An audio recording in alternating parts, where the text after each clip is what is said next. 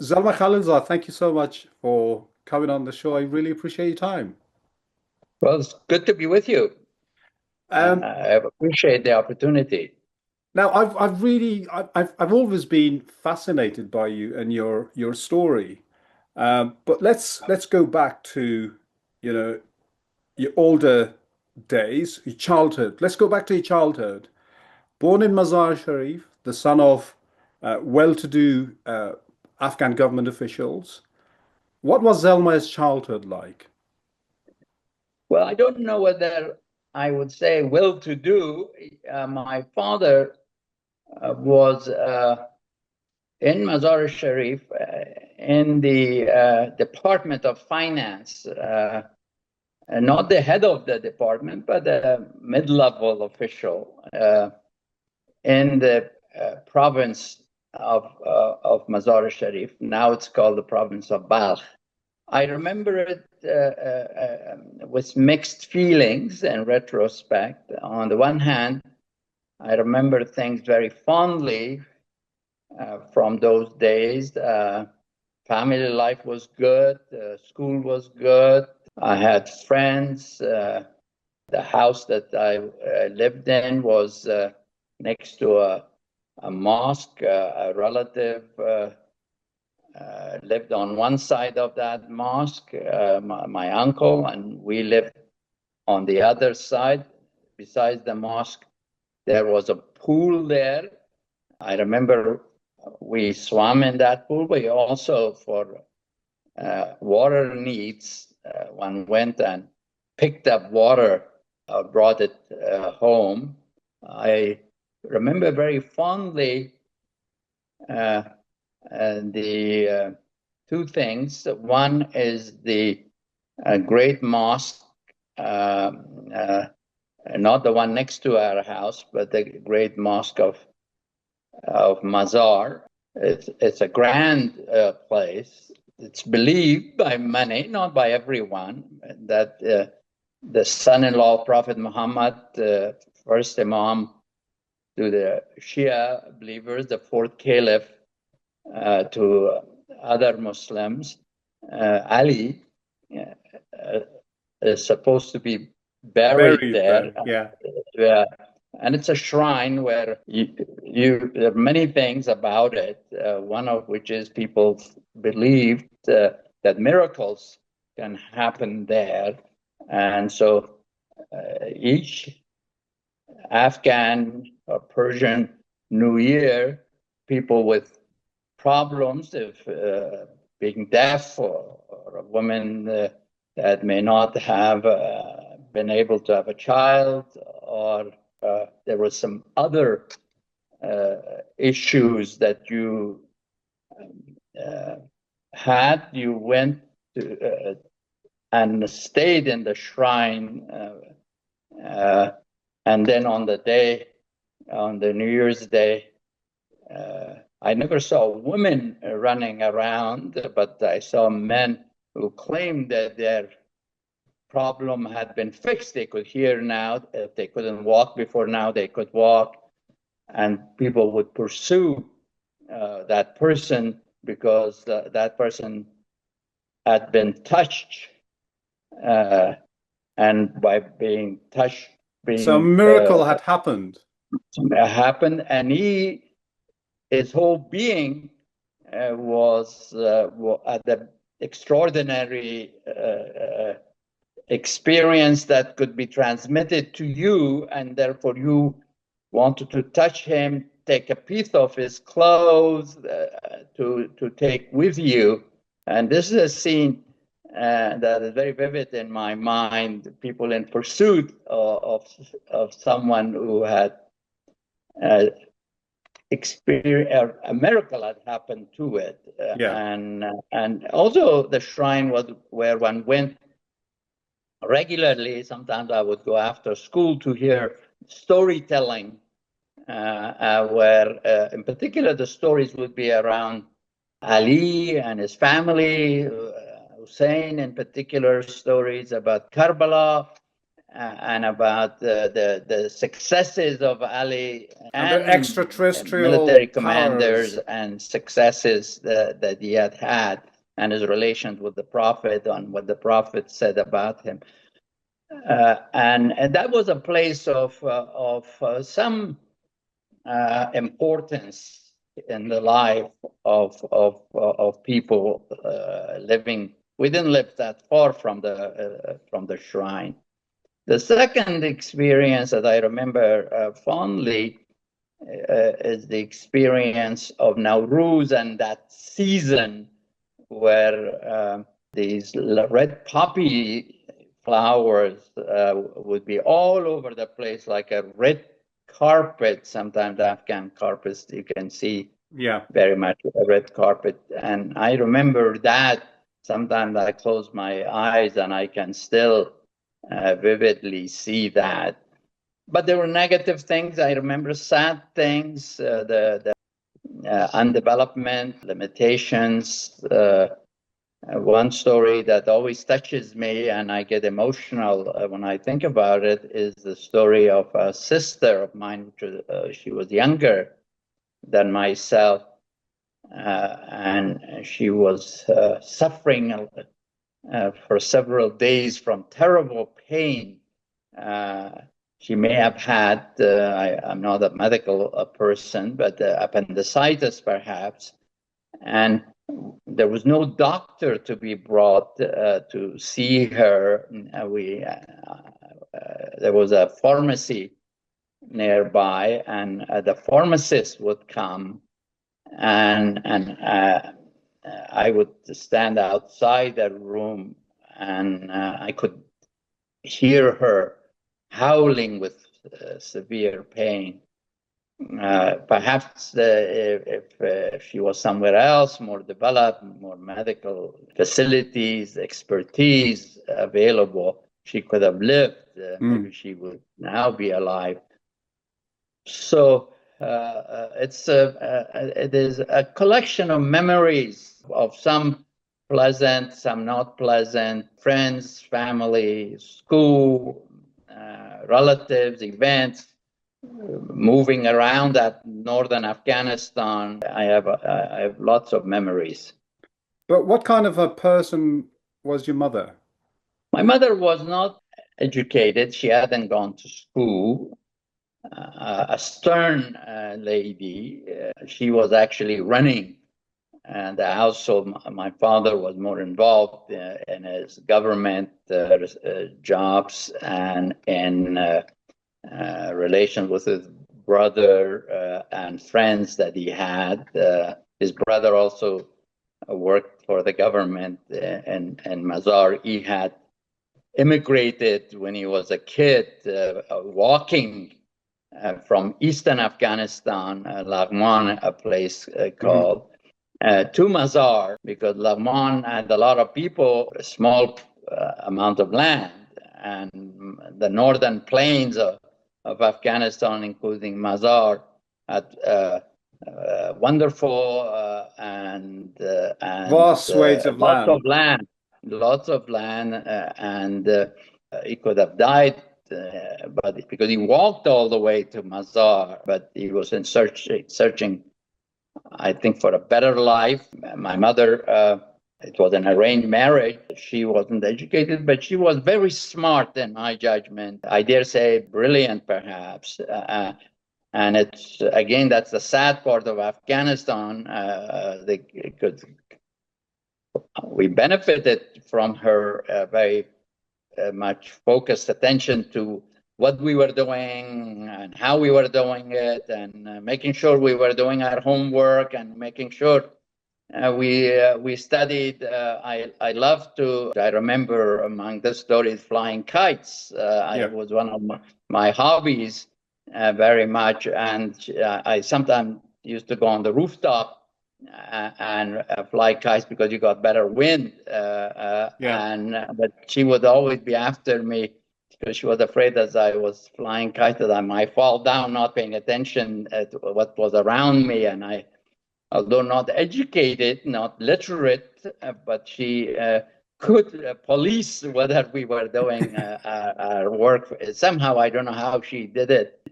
That's my memory of her. And she loved our country. That I also remember. For again, surprising. She could have been, I think, a great politician if she had been in the somewhere in a developed modern environment, because she was always arguing with me much later years about the situation in America, situation in Afghanistan, Yeah. and what needed to be done.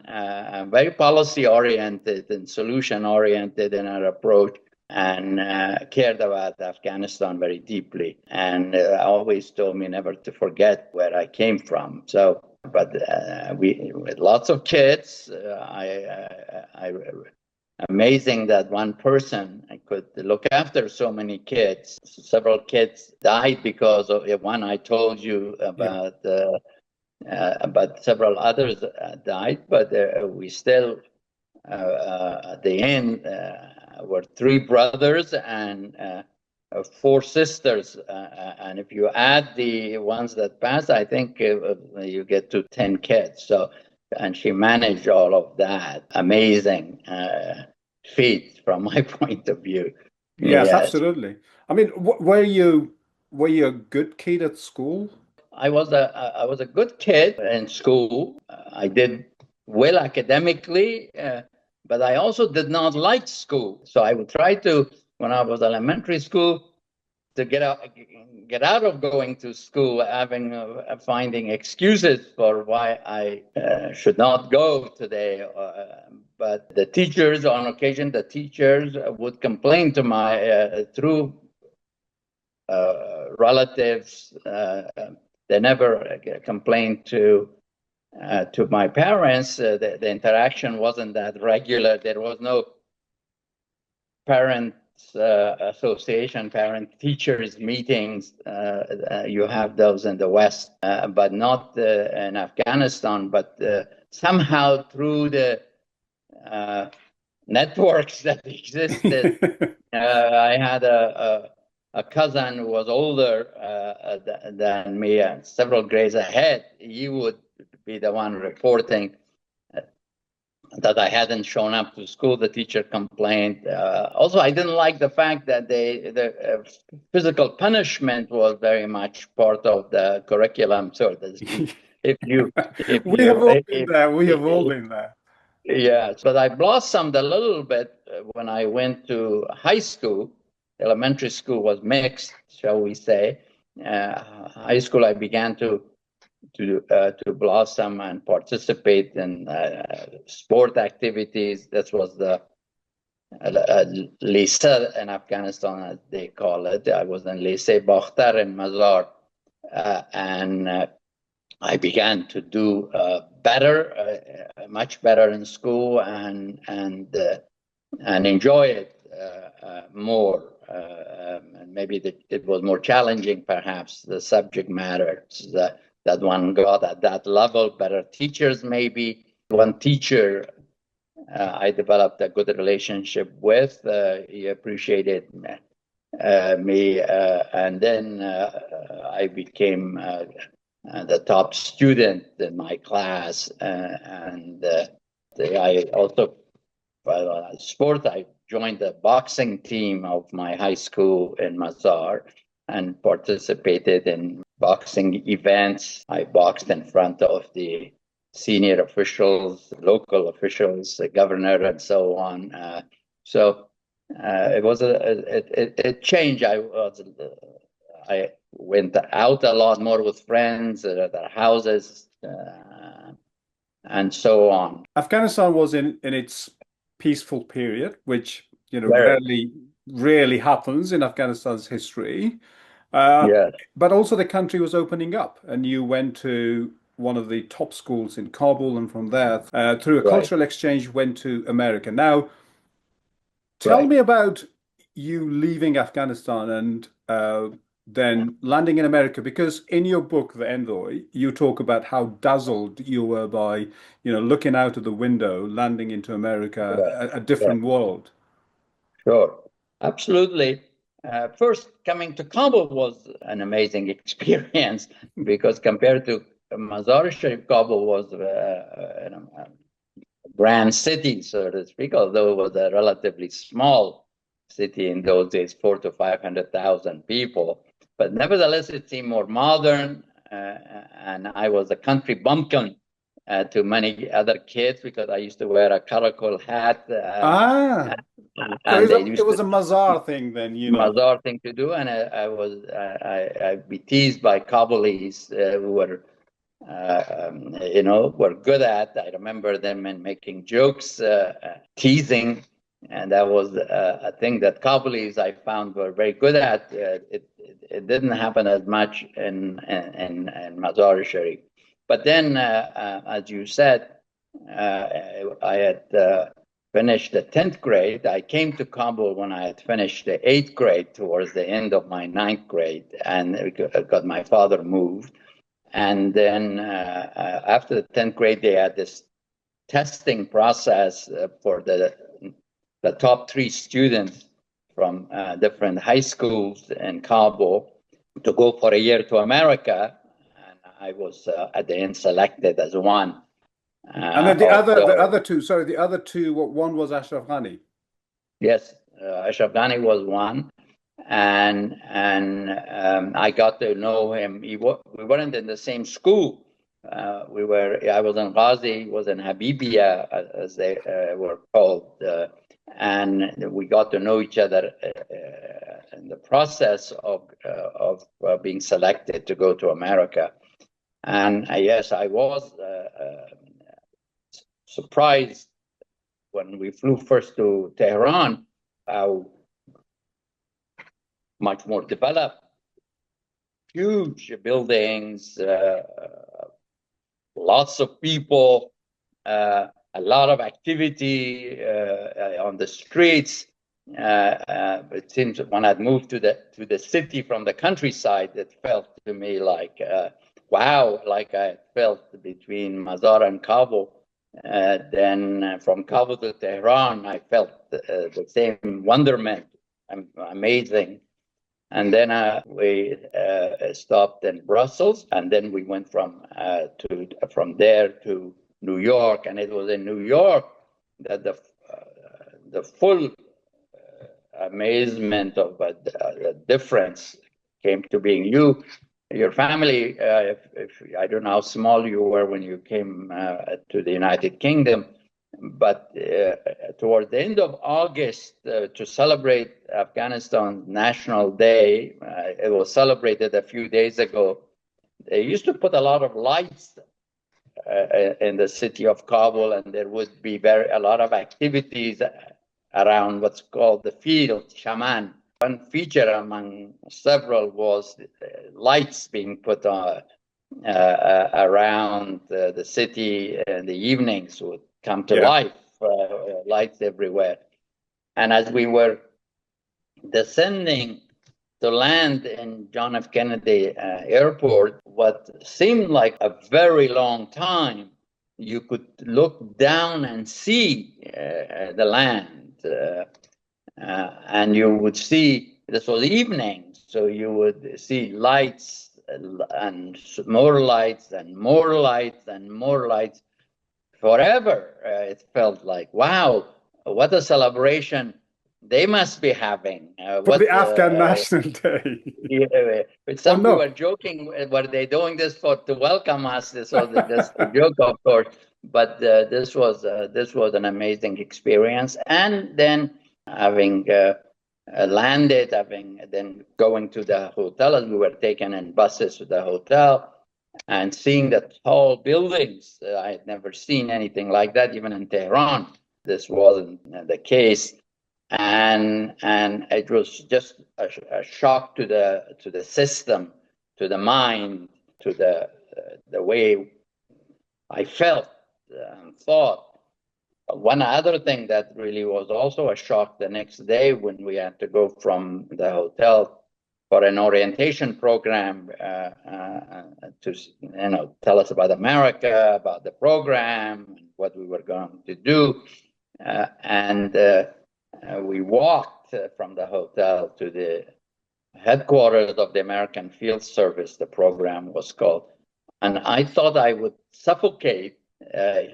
August in New York, as I learned, can be very hot and humid. Hmm. And, Afghanistan, it can get hot, but there isn't any It's humidity. dry. It's a dry heat. I thought I could not inhale, that I would suffocate. This went on for a couple of days. It became so difficult for me.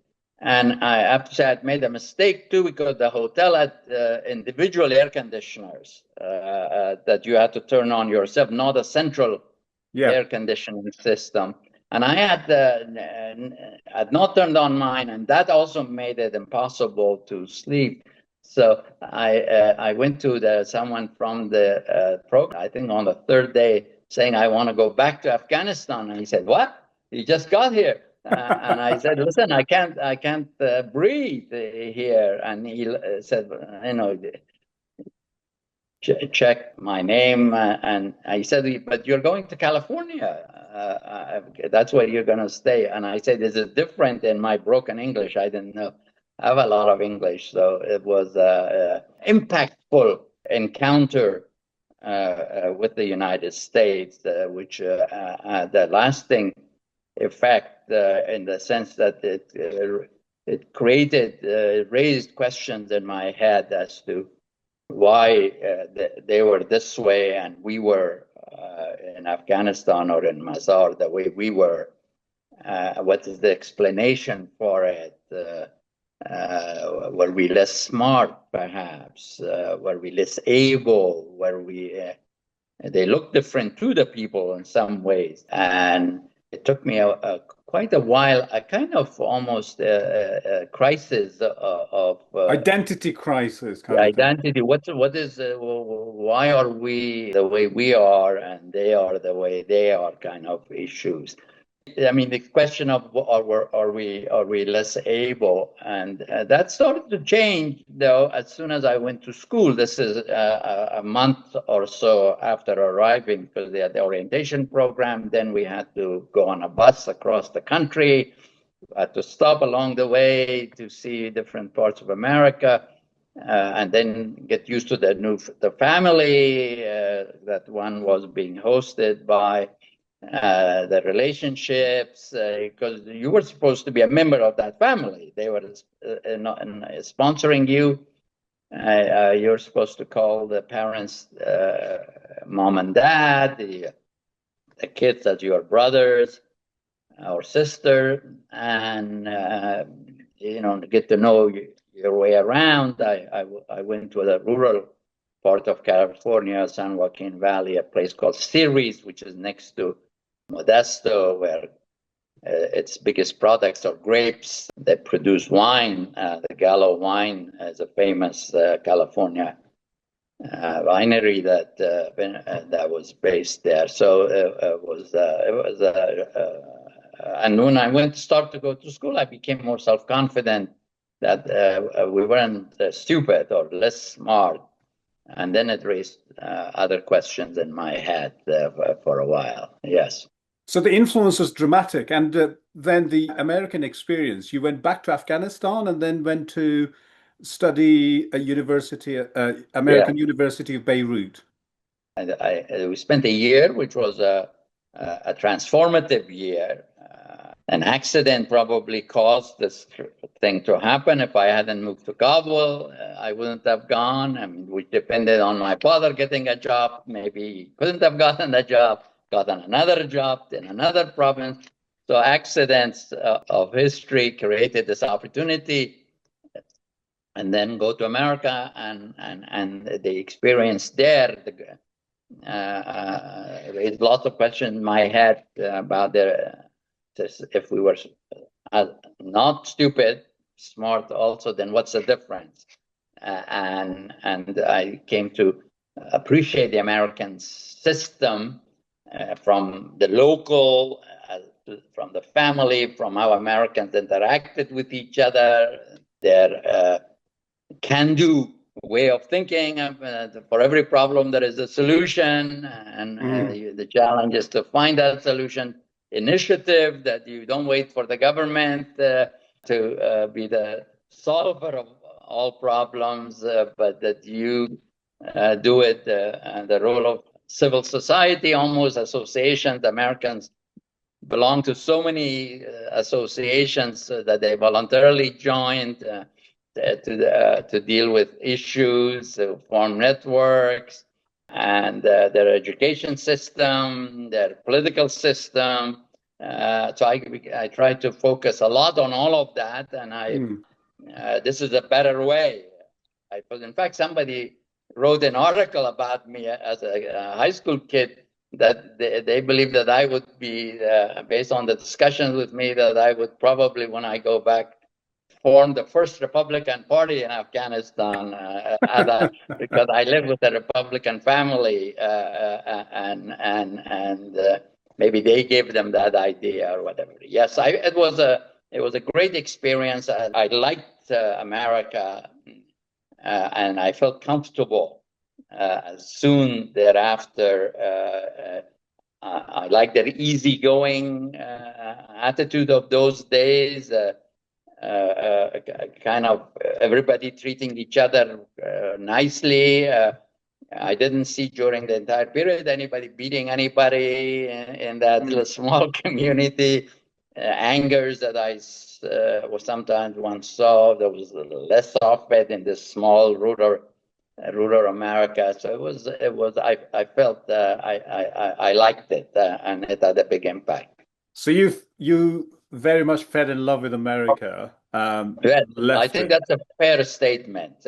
After the first 6 months, I even sometimes I would talk as if I was an American myself, and people would remind me that Not yet.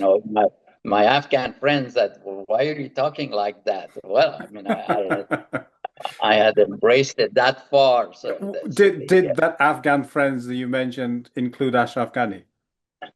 I not in during that period, because for some reason which is not so clear to me. I mean, first we were far away from each other. We spent a lot of time together. At the end,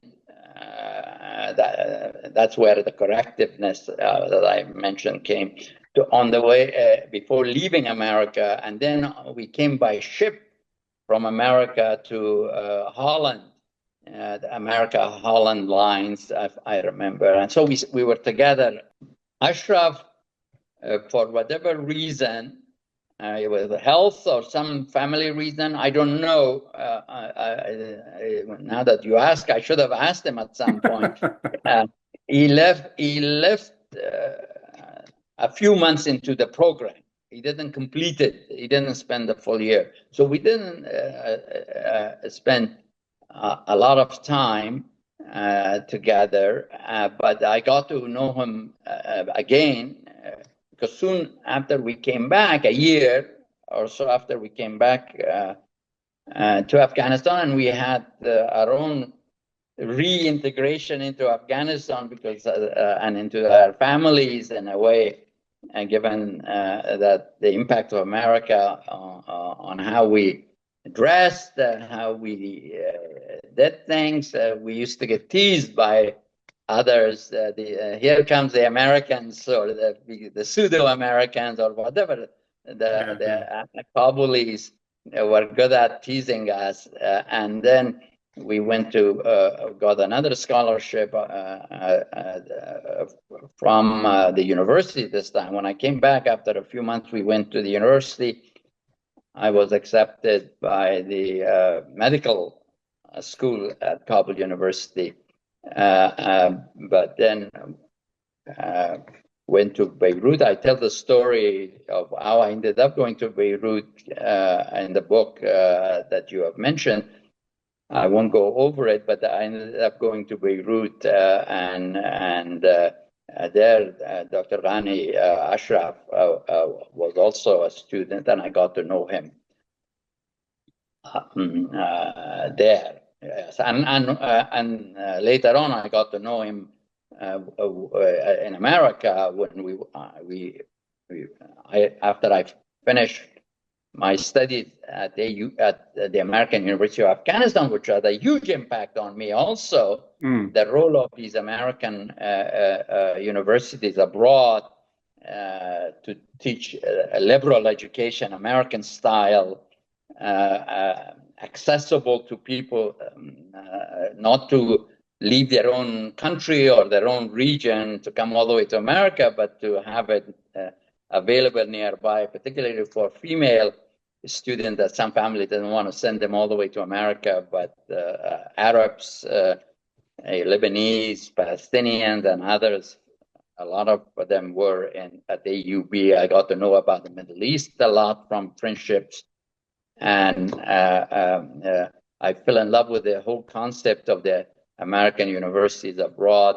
And in my later life as ambassador to Afghanistan, as a U.S. ambassador to Iraq, I established an American university in each of them.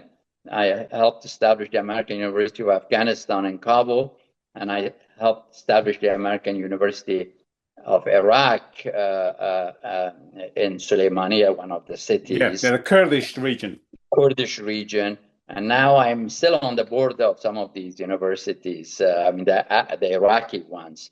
AUB was a great experience. I met my wife there. She also was there, but she had come not from Afghanistan, but she was went to the University of Vienna in Austria, and was American father, Austrian mother. Fell in love and ultimately married. The American University had a significant impact.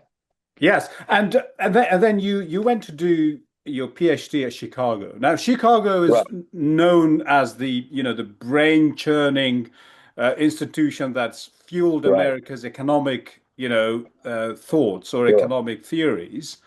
But it was also a place where you found people who had an immense impact, intellectual impact on you, which then paved the way for you to join the Rand Corporation. Is that the place where you fell into the people, the circle of the people who then became the neoconservatives at the top of the Republican Party? Well, I think Chicago. I went there to study comparative politics and political philosophy, and accidentally, I met a professor, Albert Worcester, because some of the people that we were living together in the International House, a dormitory that was called International House. I went to the courses, the class that I was supposed to take on theories of international relations, a comparative perspective, and they had gone to a couple of them, one Iranian and one American. We became great friends, and they had gone to a class called Nuclear and Classical Wars. As I was getting out of one class, these friends had a break from their class, and they were talking to each other. So when they saw me, we started talking. And they said to me, they were pushing me to come and sit and listen to this Professor Albert Wohlstetter. Yes. One of America's, later on, I learned, the great strategist. He's the one who invented first strike, second strike distinction with regard to potential nuclear conflicts, requirements of deterrence. He was a significant player because of his ideas, and so they would say he calls President Kennedy John, and he calls Henry Kissinger Henry. It's an experience, they say. Yes, yeah. So I went, and I said, okay, I didn't have anything to do, so I joined them. And then in the course of that class, I raised my hand once or twice. Perhaps I shouldn't have to ask him questions about what he was saying. And then he asked me to stay behind after class. Again, you can plan a lot of things about your life, what you want to do, but some don't underestimate the role of Accidents or being in the right place, accidents, right time. fortunate moment that you run into someone unplanned. So I ended up becoming his assistant and immediately working for him. He had a think tank that he ran. I became an advisor to his think tank, and I did the rest of my work at the University of Chicago, trying to learn a lot of different things. I took courses in the economics department, as you mentioned, a very famous, the Chicago School. Yeah. And then the home of Milton Friedman. I took a class with Milton Friedman, for example, and Art Laffer, who later on invented the Laffer curve. He and I were friends. We were on a committee together. So it was amazing. You learned a lot. And at the end, you didn't take any exams. You wrote a paper on a specific topic with three distinguished professors overseeing it. And you got your doctorate as I did in 4 years, and but the relationship with Wolfstetter was very important because I became very much focused on nuclear issues and working for this think tank that Wolfstetter had called Pan-Heuristics. Which was a son of Rand. He had been at Rand, but then he thought it had gotten too bureaucratic, too large to establish a small one with several friends. And I met some of my work that I did under him. I briefed it to people in the Pentagon that were, and with Paul Wolfowitz, who was also a student of Albert, but many years ahead of me earlier. Became an arc neocon. He became like one of the most influential and I ones. got to know them.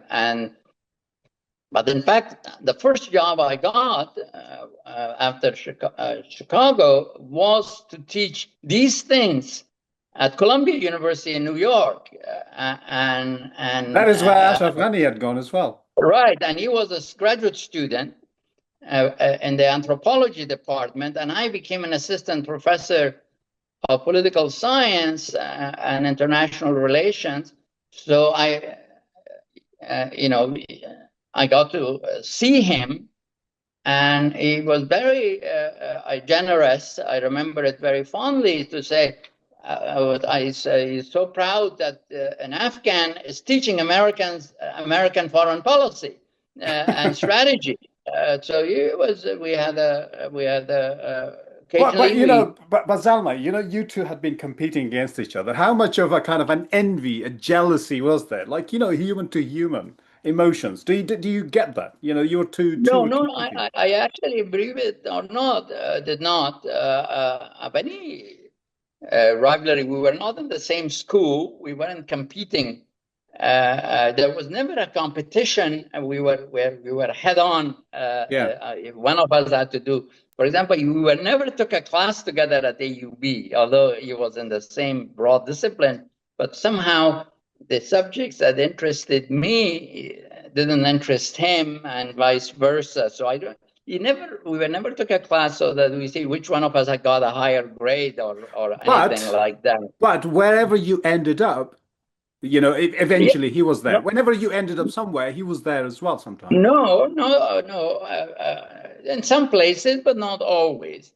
For example, when he finished his doctorate was in anthropology, so I didn't have much to do with him at Columbia. Occasionally we would run into each other.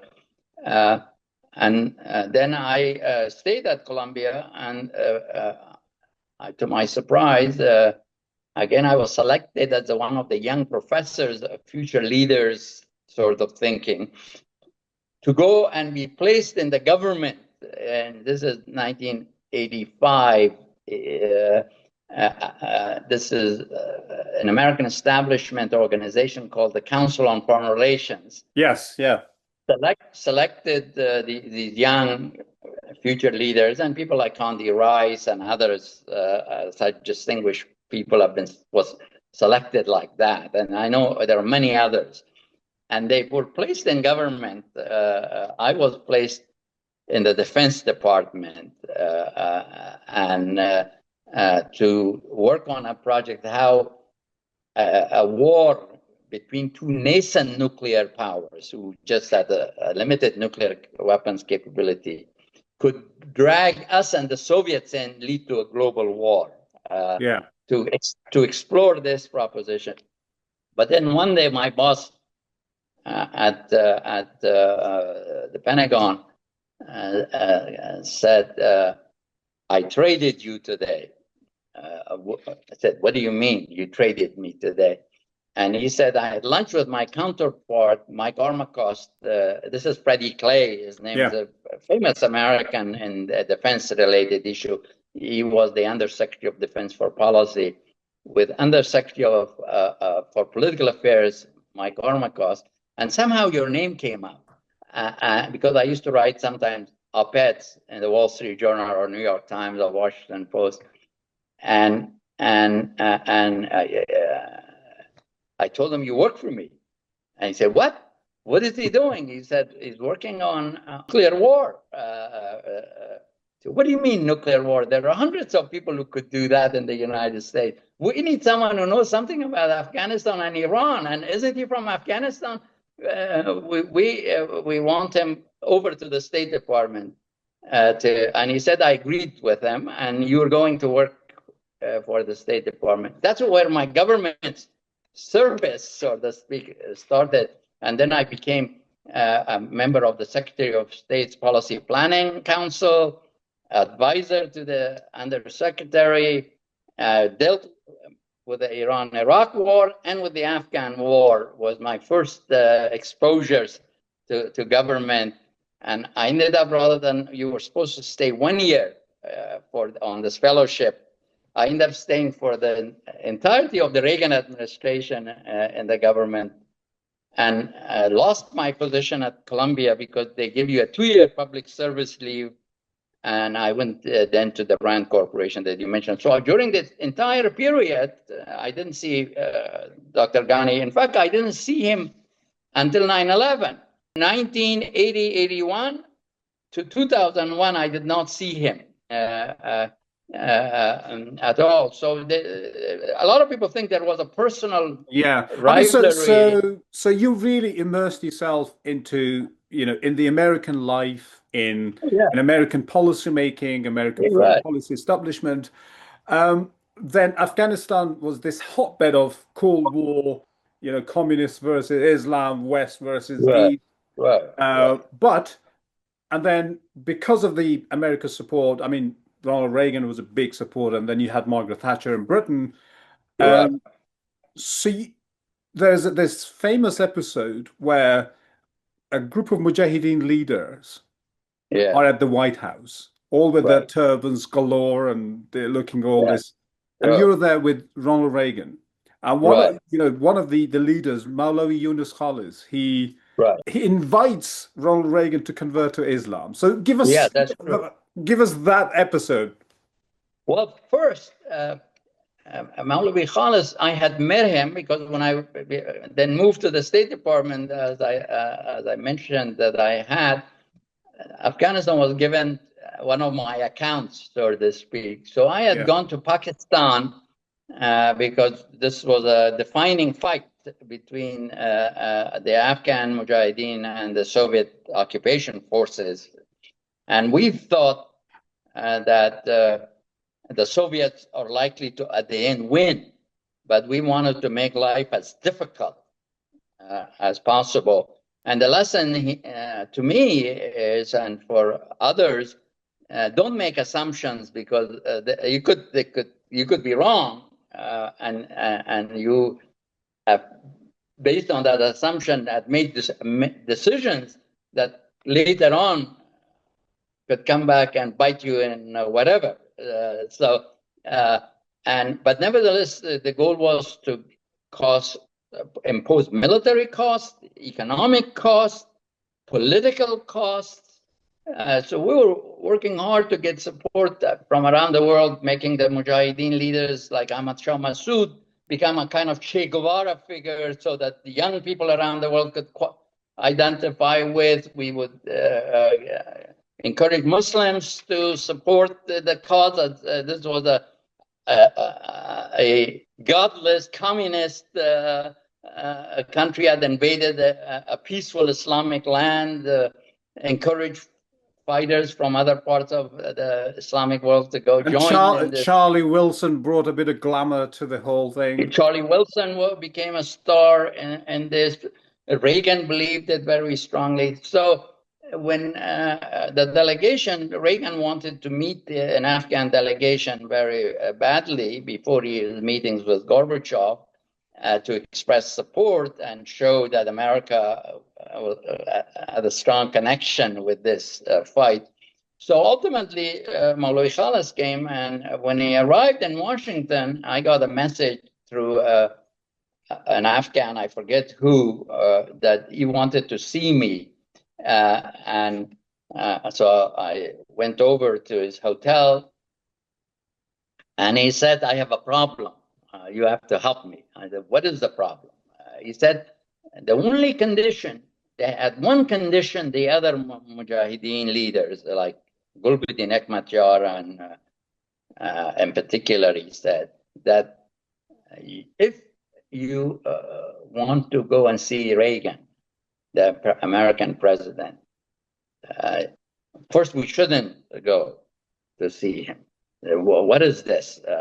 It's going to be a photo op because we deal with them here. We discuss what to do, what weapons, and so forth. What is this idea of visiting? It is for a photo opportunity, so the world can see that we work for America, so to speak, and that's not good. That's not a good image. The only way, and Prophet Muhammad and the Khulafai Rashidin, the successors, sent emissaries to non-believing areas, but the objective of those delegations were to invite them to Islam. There was others. So this is the only legitimate reason. So this became a cover, kind of an excuse of a cover. Excuse to give them an excuse to go. So he said, but that they set a condition, and now I have to deliver. And I'm very concerned about the impact that could have. What's your advice? I said, this is a serious matter that you are raising. I don't know, frankly, how the American president reacts. Are you sure you are dependent on assistance from the United States? He's not dependent as much on you as you are on him.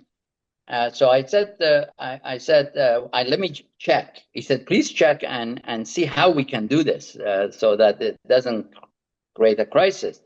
So I went over to the White House and talked to the Deputy National Security Advisor, who was a friend of mine. And I said,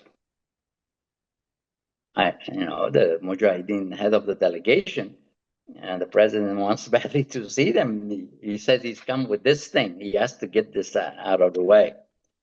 He said to me, sit down. The Deputy National Security, Don Fortier, I remember him. He wasn't quite nervous too about this, and said, sit and wait here. Give me an hour. I'm going to go in to see the president on something else in half an hour, and I'll ask him. So he comes back. He said, the president said, don't worry, bring them in. Not to worry. So we go in the next day. That is so Ronald Reagan. Yeah, not to worry. We go in, and I told Wallace that evening that the president says, fine, you have to do what you have to do. No worries. Come on in. So we go in there, and I end up being the interpreter in this meeting because someone that they had identified as a contractor who worked for one of the agencies ended up, he didn't have a security clearance, and somebody vetoed to bring somebody that has no security clearances and so on to the White House to be next to the president. Secretary Schultz said, "Zal, I think you're going to do this." So boom, I sit in between President Reagan and Mr. Khalid. I had never interpreted in that like that, and I didn't know what it required. Because, so when Khalid said something, I would whisper it in the president's ear, more or less. That this is what he said. He said to me, "Please speak loudly so the vice president, Schultz, Weinberger, and all these leaders of the U.S. government were there could hear it." But in any case, the president, Mr. Khalid, did propose that we have brought you the message of Islam. It's the message of peace. It's the message from God. Reagan was prepared. And he said, I remember it very well. He said, "We have our own religion. But today, the fault line, the struggle is between believers and non-believers. And we are on the same side, you and I, Mr. Khalid." And I could not believe how he relaxed. Khalid was kind of sweating, became very relaxed with that answer that we are on the same side in the current struggle, which is between believers and non-believers. But of course, the communists are non-believers. Yeah. But of course, you're dealing with Ronald Reagan, the actor, the superstar. And he loved the photo of himself with this colorful red beard, turban, huge guy. This was one of his favorite photos, and he took it with him, that photo, among the photos that he selected to take with him to California when his second term finished.